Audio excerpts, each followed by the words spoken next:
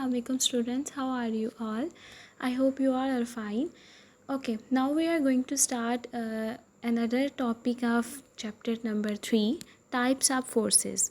Okay, we have two major types of forces which are contact and non-contact forces. Okay तो firstly हम explain करेंगे कि contact force क्या है और नेक्स्ट वीडियो में हम नॉन कॉन्टैक्ट फोर्स को एक्सप्लेन करेंगे. Contact force is a force that is extended by an object on the other at the point of contact. यानी कॉन्टैक्ट आपको उसके वर्ड से ये चीज़ श्योर होगी कि कॉन्टैक्ट का मतलब क्या है कि जब आप ऐसी फोर्स ठीक है जिसमें जो है वो दो ऑब्जेक्ट का आपस में कांटेक्ट होता है. जब एक फोर्स दूसरी बॉडी में फोर्स एक्सर्ट कर रही है तो उनका आपस में डायरेक्ट कांटेक्ट होता है. अप्लाइड फोर्सेस उसमें कौन कौन सी है? Push or pull and twist or contact forces. Some other examples of contact forces are the following. और आपके पास जो है वो कुछ कॉन्टैक्ट फोर्सेज की एग्जाम्पल्स है जो कि नीचे दी गई हैं. Friction, it is the force that resist motion when the surface of object come in contact with the surface of another. Friction की फोर्स जो होती है, रगर की फोर्स होती है, आप सबको पता है वो एक रेजिस्टेंट फोर्स होती है. ठीक है, मोशन की. जब आपके पास एक सरफेस है एक ऑब्जेक्ट का, ठीक है, comes in contact with another surface और उसका जो है वो सरफेस किसी दूसरे सरफेस के साथ कांटेक्ट में आ जाता है. ड्रैग फोर्स क्या है? The drag force is the resistant force cast by the motion of a body. ये भी ड्रैग फोर्स भी एक रेजिस्टेंट फोर्स होती है. ठीक है, एक मोशन में किसी भी ऑब्जेक्ट में अगर मोशन हो रही है तो उसमें रेजिस्टेंट फोर्स होती है. ठीक है, वो भी क्या करती है? Body through a fluid. It acts opposite to the relative motion of any object moving with respect to surrounding fluid. ठीक है, ये फ्लूइड में एक्ट करती है, ड्रैग की मोशन होती है.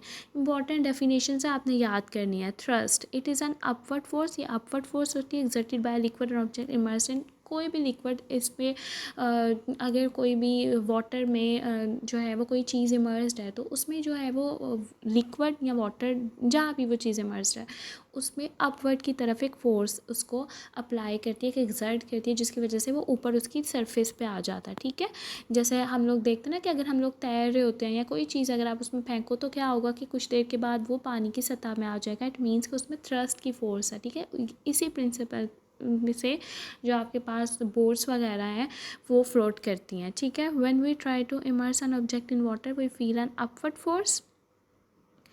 Okay, we feel an upward force exerted on the object. This force increases as we push the object deeper into the water. A ship can float in the sea due to this force which balances the weight of the ship. Okay, normal force, आप सबको पता है normal force कौन सी होती है? It is the force of reaction exerted by the surface on object lying on it. या आपके पास force of reaction होती है. ठीक है, जो कि आप surface के ऊपर कोई भी object पड़ा हुआ है, ठीक है, उसके ऊपर वो act कर रही है. This force act outward and perpendicular. ये force जो है वो outward act करती है और perpendicular act करती है. It is also called the support force upon the object. Okay, उसके बाद है एयर रेजिस्टेंस. हवा में भी रेजिस्टेंस मौजूद होती है. It is the resistance opposition. यानी मैंने आपको बताया रेजिस्टेंस जो होती है वो अपोजिट फोर्स होती है. ऑफर्ड बाय हवा की तरफ से जो उससे ऑफर करती है. व्हेन एन ऑब्जेक्ट फास्ट, जब हवा में आपने अक्सर देखा होगा बहुत ज़्यादा तेज़ हवा हो, आंधी हो, बहुत बिल्कुल, लेकिन आप जब आप चल रहे होते हो तो आपको जो है वो थोड़ा सा फील होता है, थोड़ी आपको रेजिस्टेंट फील होती है, रेजिस्टिविटी फील होती है. ठीक है, वो एयर रेजिस्टेंस होती है. Tension force, it is the force experience by a rope. ये एक ऐसी फोर्स है जो कि रोप एक्सपीरियंस करते हैं. यानी रस्सी के साथ अगर आपने कोई वेट बांध दिया है, ठीक है, तो उस की वजह से जो उसमें फोर्स होती है वो टेंशन फोर्स होती है. Elastic force, it is a force that brings certain materials back to their original shape after being deformed. Examples और रबर बैंड स्प्रिंग्स. ओके, अगर आपने उसको जो है वो कुछ चेंजेस किए और वो दोबारा जो है वो अपनी ओरिजिनल शेप में आ जाता तो आप इसे कहेंगे इलास्टिक. वजह इलास्टिसिटी होती है. इलास्टिक आपने देखा होगा, आप उसको जितना भी जो है वो ड्रैग करो वो दोबारा वापस अपनी प्लेस में आ जाता है. इसकी एग्जांपल्स है रबर बैंड स्प्रिंग्स वगैरह. ठीक है, यहाँ तक कि आपने सारा याद करना है और आई होप आपको अंडरस्टैंड हो गया होगा. तो अपना ख्याल रखिएगा. खुदा हाफिज़.